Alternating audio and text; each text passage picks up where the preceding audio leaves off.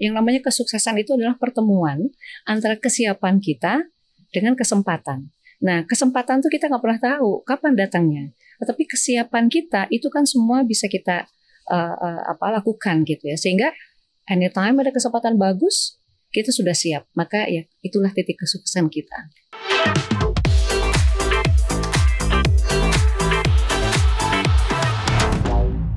Halo Sobat Cuan, ketemu lagi bersama saya Sinda Zahara di podcast Cuap Cuap Cuan di segmen Top Woman Talks. Dan kali ini saya tidak sendiri karena sudah ditemani oleh narasumber yang sangat spesial dan sangat keren.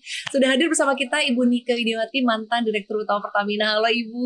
Halo, apa kabar? Gimana kabarnya Ibu, sehat? Baik, Alhamdulillah. Alhamdulillah kabar sehat ya Ibu. Terima kasih ya Ibu untuk baktinya selama 6 tahun menjadi Direktur Utama Pertamina. Ini tentunya sangat banyak ya Bu, suka dan juga duka pengalaman selama memimpin Pertamina.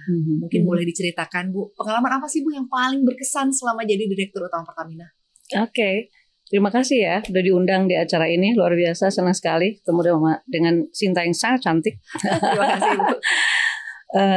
Jadi memang saya di Pertamina tuh 6 tahun 11 bulan 8 hari, di mana jadi Direktur SDM dulu 4 bulan, setelah itu kemudian menjadi Direktur Utama. Jadi kalau ditanya tadi gitu ya, ini sesuai dengan apa yang diinginkan pemerintah tentang kemandirian. Jadi yang paling berkesan adalah saat di mana kita berhasil mengambil alih, mengelola kembali Blok Rokan. Dan itu kan 1 Agustus, di 17 Agustusnya itu kemudian melakukan upacara Hari Kemerdekaan di sana, di mana bendera Indonesia berkibar. Setelah 92 tahun itu tidak hadir di sana. Jadi itu adalah saat-saat yang sangat berkesan karena kemudian blok migas terbesar yang kita miliki, yang memberikan kontribusi sekitar 25% dari produksi dalam negeri, itu dikelola oleh putra-putri bangsa. Itu adalah saat yang sangat berkesan bagi saya. Baik, artinya pengambilan alihan Blok Rokan ini Betul. menjadi momentum yang sangat berkesan ya selama Ibu memimpin. Tapi kalau ngomongin soal swasembada energi nih Bu, ini kan sekarang sedang didorong begitu ya, sangat diupayakan Indonesia ke depannya bisa swasembada energi. Menurut kacamata Ibu, mungkin nggak sih Bu dalam waktu dekat? Atau apakah ini cukup realistis? Kalau dalam waktu dekat mungkin tidak, karena yang namanya kita mengelola sumber daya alam perlu proses. Ya, dari hulu sampai hilir itu perlu proses. Tetapi kalau sesuai dengan target pemerintah yang sudah dicanangkan di dalam kebijakan energi nasional dan juga rancangan umum energi nasional, target itu akan tercapai. Yang penting adalah semuanya menjalankan secara konsisten dan bersama-sama, karena tidak bisa menjadi tanggung jawab pemerintah semata atau BUMN semata atau private sector. Ini semuanya harus terlibat, termasuk investor dari luar.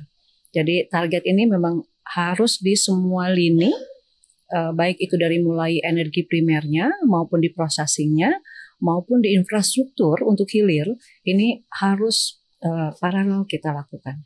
Iya Bu Nika, aku tuh mau tahu ya kegiatan selama menjadi Direktur Utama Pertamina, utamanya sebelum berangkat kerja. Ini rutinitasnya di setiap hari, di setiap pagi seperti apa sih Bu? Ya, bangun tidur baca berita. Kalau masih ada email atau apapun itu diselesaikan. Biasanya saya selesaikan semua kerjaan malam ya. Nah pagi-pagi itu membaca untuk mendapat informasi. Kemudian setelah itu seminggu 3 kali saya upayakan untuk olahraga. Wah, masih ada waktu buat olahraga ya? Treadmill kalau di rumah ya, treadmill. So gitu ya, berangkat kerja dan tenggelamlah dalam kesibukan gitu ya. Itu rutinitas yang kemudian dilakukan selama bertahun-tahun. Baik, lalu setelah sudah tidak menjabat lagi sebagai Direktur Utama Pertamina Bu, ada yang berubah nggak Bu? Aktivitasnya sehari-hari sekarang apa aja Bu Nika? Iya, yang pasti olahraganya bisa tiap hari. Olahraga bisa tiap hari. Kemudian berbagai kegiatan itu bisa dilakukan juga. Jadi yang pertama saya boleh dibilang ini sedang euforia untuk menjalin tali silaturahmi yang sempat on off. Karena kesibukan. Betul ya, gitu ya. Jadi saya bertemu dengan teman-teman, saya bertemu dengan keluarga, ada makan malam bersama, makan siang bersama, ini yang euforia. Saya sangat menikmati itu. Kedua adalah kita bersama-sama dengan beberapa teman itu ada kegiatan sosial yang selama ini saya nggak pernah bisa ikut. support tapi nggak bisa ikut, jadi cuma menyemangati. Nah hari ini kemudian ada waktu untuk bisa langsung melakukan kegiatan sosial, khususnya adalah untuk pemberdayaan perempuan karena masih banyak ternyata yang belum beruntung, yang perlu support dari sesama perempuan. Kemudian yang berikutnya saya bisa sharing seperti hari ini juga kepada adik-adik semua, kembali lagi perempuan, karena itu menjadi PR besar sih kalau bagi saya ya, masalah women empowerment itu. Dan kemudian pola makan bisa diatur karena kan kita bisa memilih makanan. Kalau sebelumnya kan kalau kita meeting back to back ya Bu ya? Ya meeting back to back, dan kita kalau menjamu tamu kan kita tidak bisa kemudian kitanya nggak makan, tamunya makan sendiri. Nah kalau sekarang saya bisa itu. Ya mudah-mudahan menjadi lebih sehat lah gitu ya. Baik Bu Nika. Tapi kalau berbicara mengenai perempuan ya Bu, ini kan boleh dibilang cukup banyak tantangannya ya ketika menempati atau menduduki posisi-posisi tertentu ya. Seperti misalnya mungkin perempuan yang duduk di tampuk kepemimpinan seperti Ibu ya, menjabat sebagai Direktur Utama Pertamina. Nah sementara begitu Bu, ini kalau di industri energi ini identiknya itu adalah laki-laki begitu Bu. Nah bagaimana sih sebetulnya Ibu bisa artinya memanage artinya seluruh karyawan atau pegawai begitu Bu, atau rekan-rekan kerja begitu agar bisa turut bekerja sama untuk bisa menyukseskan perusahaan ini, itu seperti apa Bu? Secara umum memang kalau kita lihat dari sisi perempuan ya, masih sedikit yang bergerak dalam bidang-bidang yang male dominated seperti halnya sektor energi gitu. Dan ada beberapa hal yang membuat itu terjadi.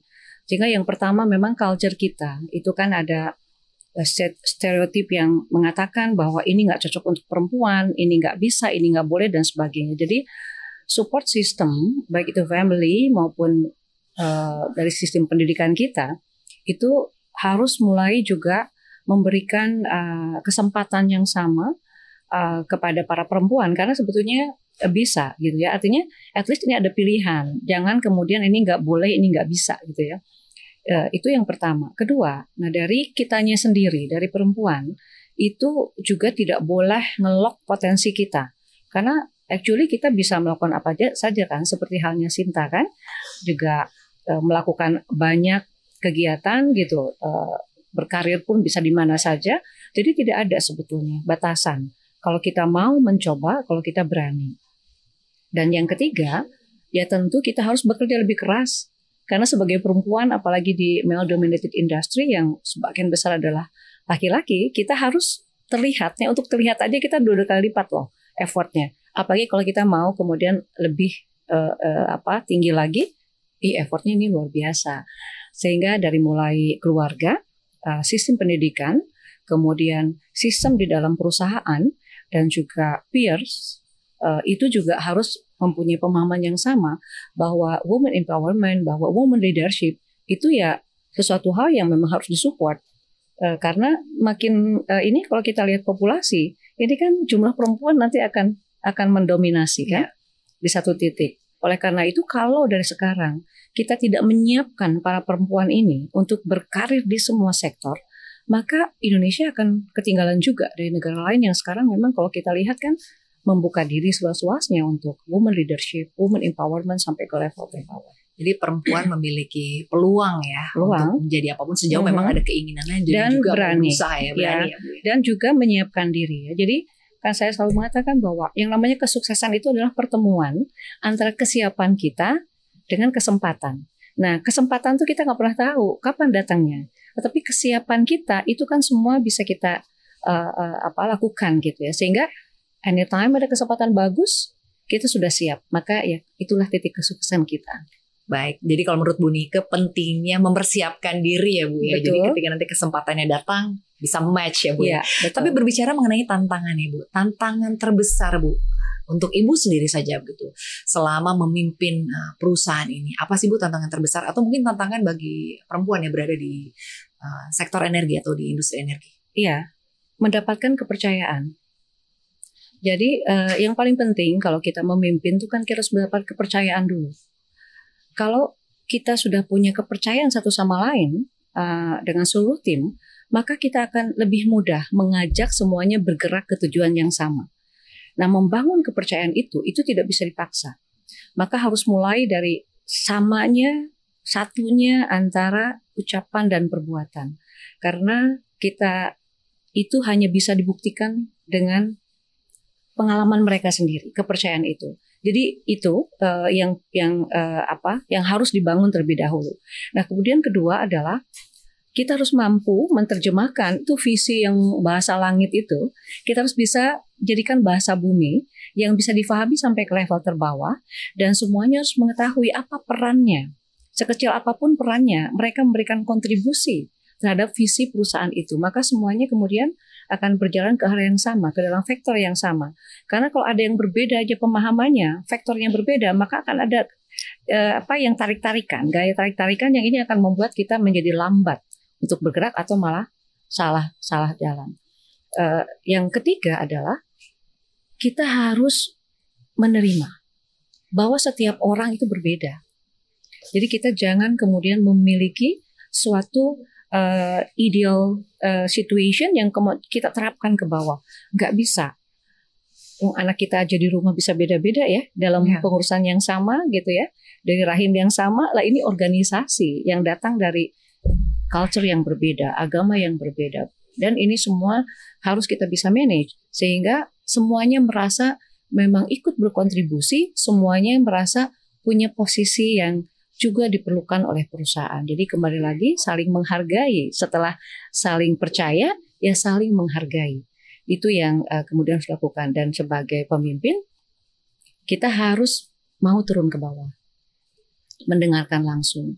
Kadang-kadang mereka ingin dengar ya, dan ingin didengar. Ya, kita harus lakukan itu. Jadi membalance antara bagaimana memimpin di atas, tapi juga kita harus punya kesempatan meluangkan waktu untuk mendengar di bawah. Sehingga tidak ada asymmetric information, dan kita jadinya bisa mengambil keputusan secara cepat dan efektif. Baik, artinya kalau berbicara mengenai tantangan tadi ya Bu ya, mendapatkan kepercayaan, dan juga ketika kita ada di atas kita harus mau ke bawah ya Bu ya. Iya. Berbaur, cek langsung gitu kebutuhannya seperti apa, mau selalu mendengarkan. Kita ngomongin soal stres ya, namanya memimpin perusahaan tuh pasti ada lah ya stresnya, apalagi perusahaan sebesar Pertamina gitu ya Bu ya. Ibu pernah stres gak sih Bu? Jadi gini, kalau tekanan tuh selalu ada, ekspektasi selalu ada. Saya mencoba memanagenya itu dengan mengatur level of expectation. Stres itu terjadi ketika realita itu ada gap dengan expectation. Jadi kita harus bisa mengelola expectation, karena sesuatu tuh nggak bisa ada yang loncat, semuanya perlu proses, dan setiap proses tuh ada milestone yang harus kita syukuri. Maka ketika kita punya target yang tinggi, kita pecah-pecah. Let's say ini per minggu ataupun per hari, sehingga apapun yang kita raih, kita harus syukuri. Jadi kalau kita kemudian ininya tidak diturunkan, maka stres akan terjadi. Padahal dengan stres bukannya lebih produktif, malah itu bisa destruktif gitu. Jadi mengelola ekspektasi, membuat kita memperkecil gap antara ekspektasi dengan realita. Jadi itu sih yang saya lakukan selama ini. Baik, artinya ngeset ekspektasi. Ekspektasi, ya, betul. Nah, tapi kalau ngomongin soal stres tadi Ibu bilang ya mengelola ekspektasi begitu ya Bu. Tapi Ibu pernah nggak sih di masa Ibu menjadi Direktur Utama Pertamina healing Bu, seperti yang kita kenal gitu ya, atau misalnya me time begitu, rehat sejenak untuk bisa ya menghindari stres begitu, seperti apa Bu? Iya, biasanya saya kemudian kumpul sama teman untuk itu. Jadi membicarakan sesuatu yang ya kayak nggak penting, lucu-lucuan, tapi itu kan ini ya healing. Bagi saya tuh healing adalah bertemu dengan teman-teman, kemudian kita bisa bicara karena kita saling mengenal dari dulu gitu ya. Jadi kita bisa bicara apa saja, itu udah healing. Yang kedua adalah nonton. Biasanya saya kalau ini ngajak suami nonton gitu, nonton berdua aja. Filmnya sih ya bisa apa sih aja. Yang Ibu paling suka kalau film? Kalau saya sukanya drama. Tapi saya tidak suka yang terlalu keras gitu. Pokoknya kan namanya juga healing ya. Healing itu yang yang mengasah otak kanan gitulah. Kalau healing karena kan kerja kerasnya di otak kiri gitu.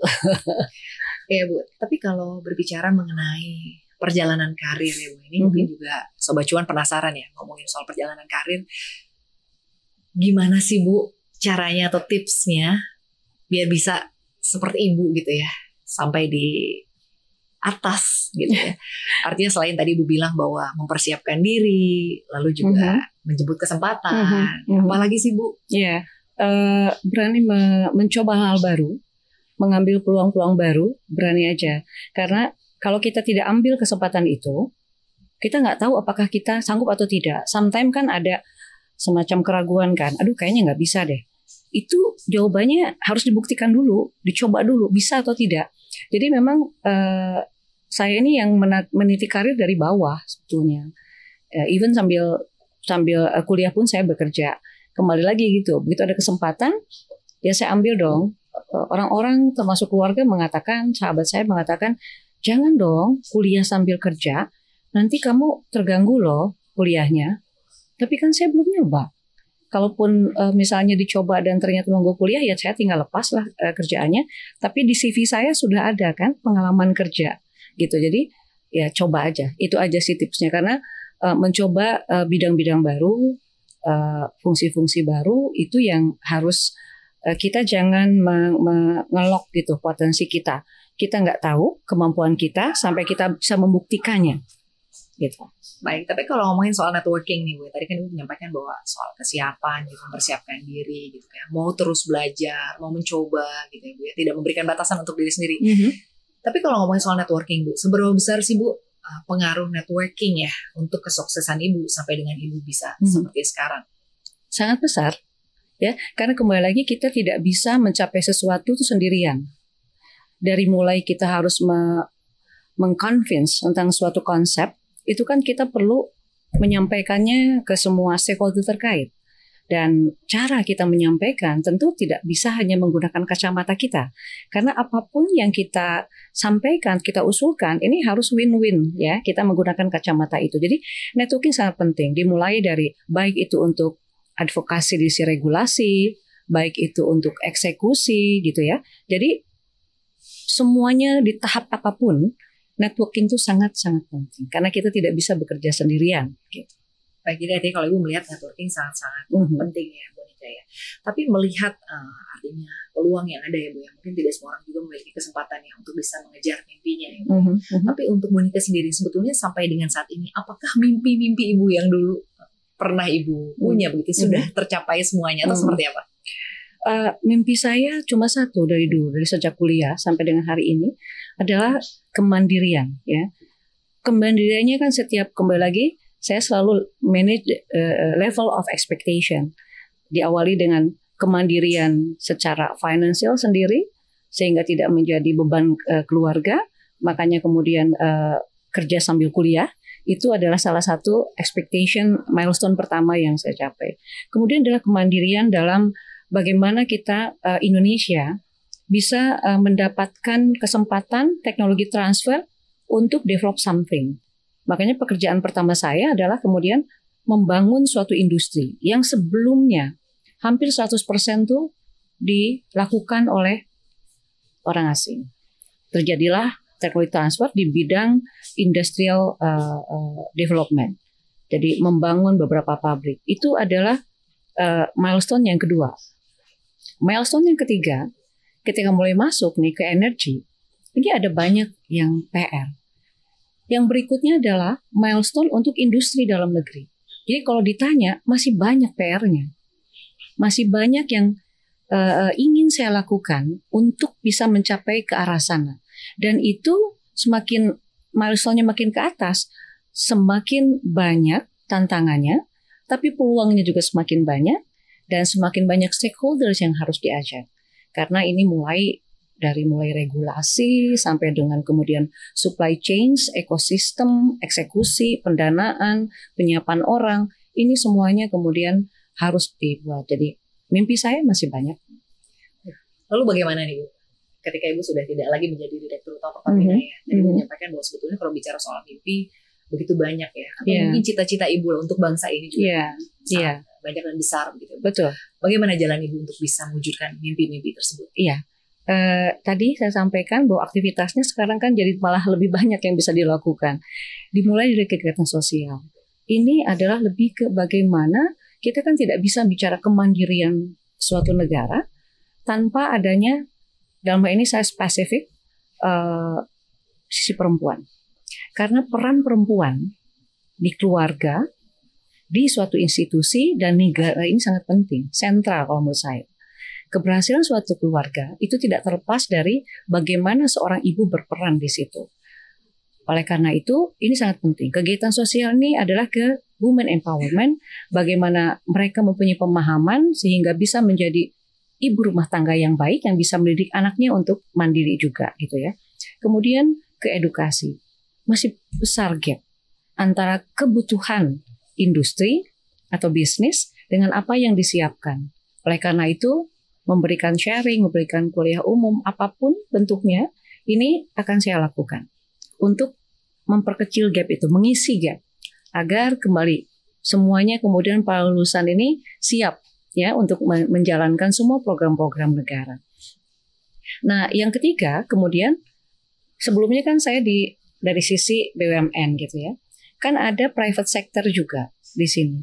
Ada gap juga bagaimana ini bisa berkolaborasi sehingga memberikan masukan, menjadi advisor apapun. Ini saya lakukan sebetulnya untuk mengisi gap. Jadi intinya ini kan udah ada kepingan-kepingan puzzle yang pun harus di-align, gitu, disatukan agar semuanya bisa berjalan, bersinergi, gapnya diisi sehingga semuanya nanti ya harapannya adalah Indonesia Emas 2045 ini harus terwujud dengan semua target-target yang ada. Jadi edukasi juga memberikan peranan yang cukup penting ya Bu. Penting. Jadi ya, kegiatan sosial, edukasi, kemudian di sektor bisnis ini semuanya harus saling berkait ya Bu. Saling berkait karena oke, sekarang kita bicara dari sini teknologi sudah sudah misalnya ada teknologi transfer.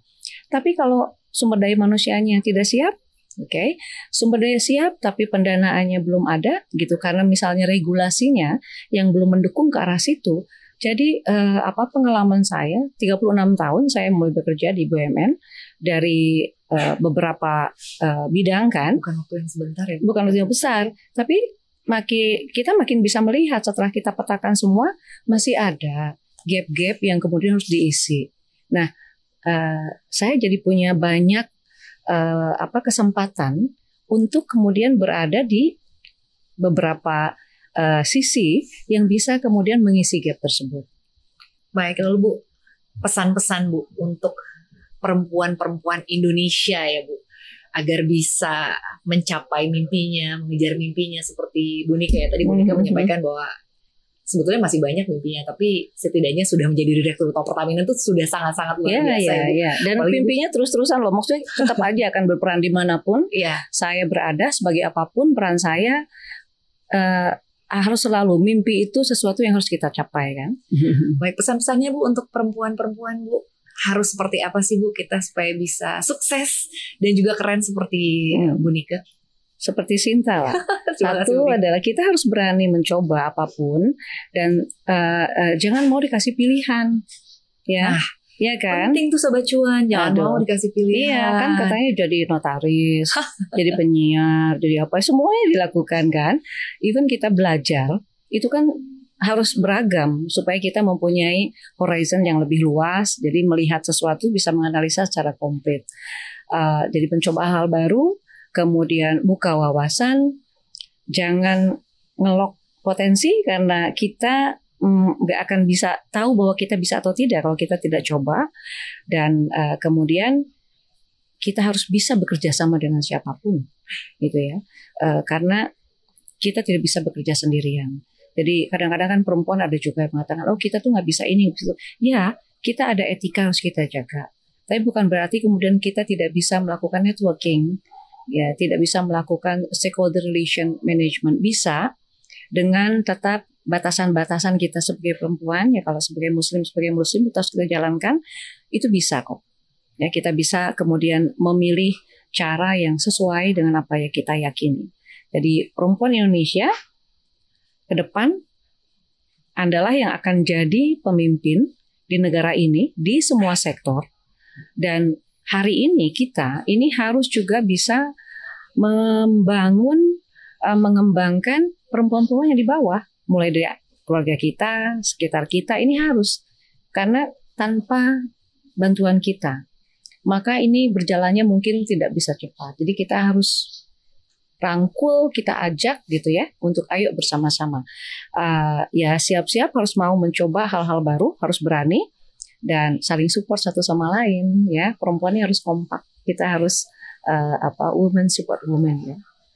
Baik, jadi intinya semangat belajar ya Bu ya. Semangat belajar, berani mencoba, membuka wawasan, mau bekerja sama, terbuka dengan siapapun. Menggali potensi ya Bu ya. Betul. Dan juga tadi seperti Bu Nika bilang, networking itu penting ya Bu ya. Penting. Kita nggak pernah tahu ya Bu, jalan hidup kita begitu ya, langkah kita menuju sukses ini bisa jadi mungkin dari teman-teman kita begitu ya. Jadi artinya memang harus mau bekerja sama ya Bu. Betul, karena kita bisa belajar dari siapapun ya dengan bagian apapun, dengan level apapun, banyak yang bisa kita pelajari kok. Baik, aduh seru banget ya Sobat Cuan ya. Sebetulnya masih banyak banget yang pengen ditanyain ke Bu Nika ya Bu Nika. Tapi karena waktu kita terbatas, semoga nanti ada lagi kesempatannya untuk bisa ngobrol bareng sama Bu Nika. Bu Nika terima kasih banyak untuk waktunya. Sukses selalu untuk Bu Nika. Terima kasih banyak sudah memimpin Pertamina selama 6 tahun ini. Bukan waktu yang sebentar untuk Bu Nika. Bu Nika keren, luar biasa. Terima kasih banyak Ibu. Sama-sama, terima kasih Sinta. Salam sehat dan sukses selalu untuk Bu Nika. Terima kasih semuanya. Ya Sobat Cuan, demikianlah tadi obrolan kita bersama dengan Ibu Nika Widiawati, mantan Direktur Utama Pertamina di podcast Cuap-Cuap Cuan di segmen Top Woman Talk. Seru banget, tadi kita udah ngobrol. Sampai jumpa lagi di podcast Cuap-Cuap Cuan berikutnya. Sampai jumpa.